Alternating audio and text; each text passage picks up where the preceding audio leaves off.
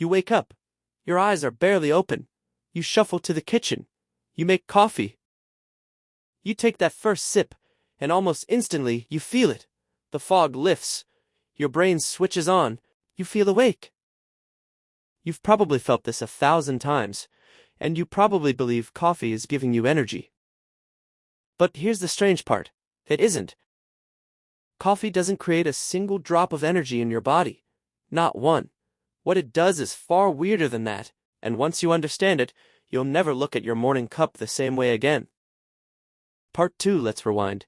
To understand this, you need to meet a tiny molecule called adenosine. Don't worry, this isn't a science class. It's simple.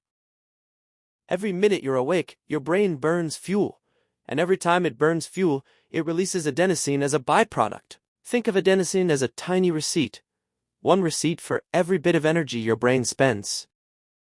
As the day goes on, these receipts pile up. They attach to special docking stations in your brain called receptors. And the more receipts that dock, the sleepier you feel. By the end of the day, you're covered in these little tiredness signals. That's not random. That's your brain literally counting how tired you should be. Now, here's where coffee enters the story. Caffeine has a strange shape. It looks almost exactly like adenosine, almost like a key cut to fit the same lock. So when caffeine gets into your brain, it rushes to those same docking stations. And it gets there first. It jams itself into the slot before adenosine can. But caffeine doesn't trigger tiredness the way adenosine does. It just sits there, blocking the signal. Like putting tape over a warning light on your dashboard. Your tiredness didn't disappear. Your brain simply stopped being able to sense it. This is the twist most people never learn. Coffee doesn't wake you up. It hides the fact that you're already tired. All those adenosine receipts you build up, they're still there, still piling up in the background. Caffeine just blocks your brain from reading them. So that alert, focused feeling after your coffee isn't new energy arriving. It's your existing tiredness being muted, turned down, silenced, but not solved. And that changes everything about how you should think about caffeine.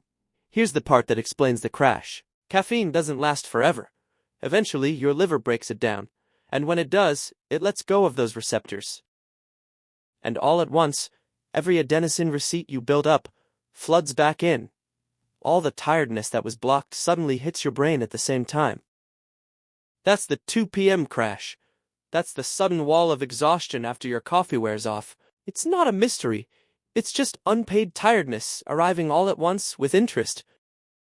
You didn't avoid being tired. You postponed it. This is why caffeine has a half-life of about 5 to 6 hours. That means if you drink coffee at 3 p.m., half of that caffeine is still active in your brain at 9 p.m.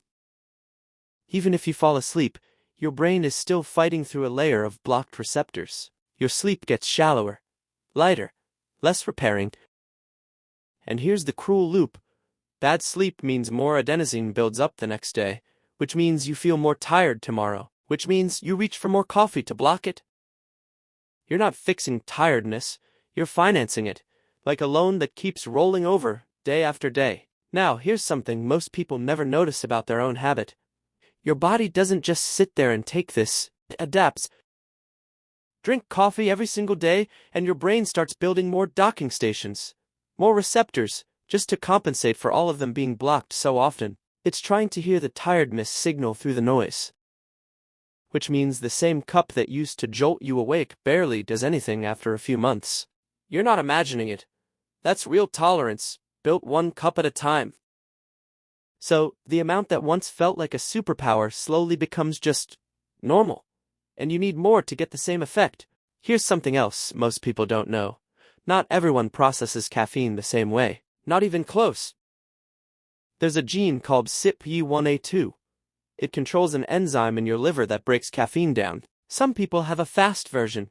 They clear caffeine quickly, and it barely disrupts their sleep. Other people have a slow version. For them, caffeine lingers for hours longer. A coffee at noon can still be affecting their sleep at midnight.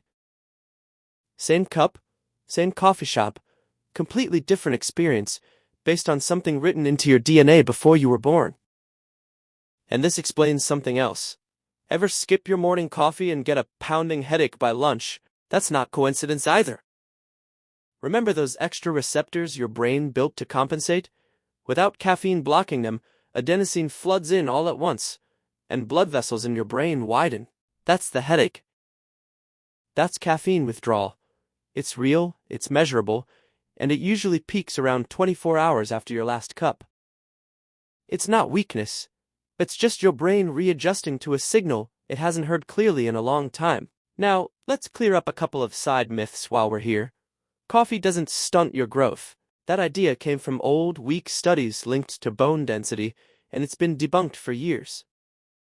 Coffee also doesn't seriously dehydrate you unless you're drinking extreme amounts. Regular coffee drinkers build a tolerance, and it still counts toward your daily fluids. The real myth, the one that matters, is the energy myth, not the growth myth, not the dehydration myth, the idea that coffee gives you energy from nothing. Nothing in biology is free, not even your favorite morning ritual. So what is caffeine actually good for if it's not making energy? It's genuinely useful for masking fatigue in short bursts, for getting through a slow morning, for a late study session, for a long drive. The problem isn't caffeine itself. The problem is treating it like a solution instead of a delay. Athletes actually use this science on purpose. Some time their last coffee carefully before a workout, then stop so the crash doesn't hit during performance. Even professionals who rely on caffeine respect its real mechanism. They don't fight biology, they work around it. Think about your own day for a second.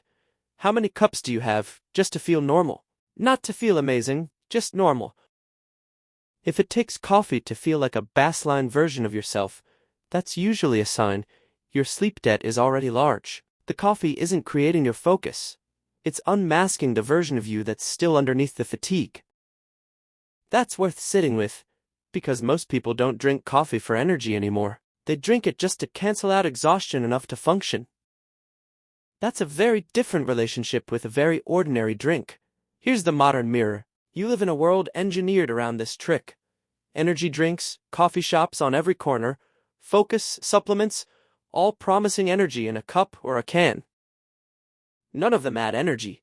They all use the same basic move. Block the tiredness signal. Delay the bill. Let future you deal with the crash.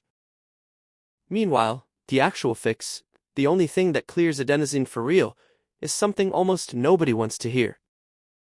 Sleep. Just sleep. That's the only process that actually clears those receipts and resets your brain for the day ahead. So, the next time you take that first sip in the morning, notice what's really happening. That alertness isn't arriving. It was already there, waiting under a layer of chemical fog, and caffeine just wiped the fog off the glass. This doesn't mean coffee is bad. It means it's honest to use it for what it actually is. A temporary mask, not a source of power. A tool for timing, not a replacement for rest.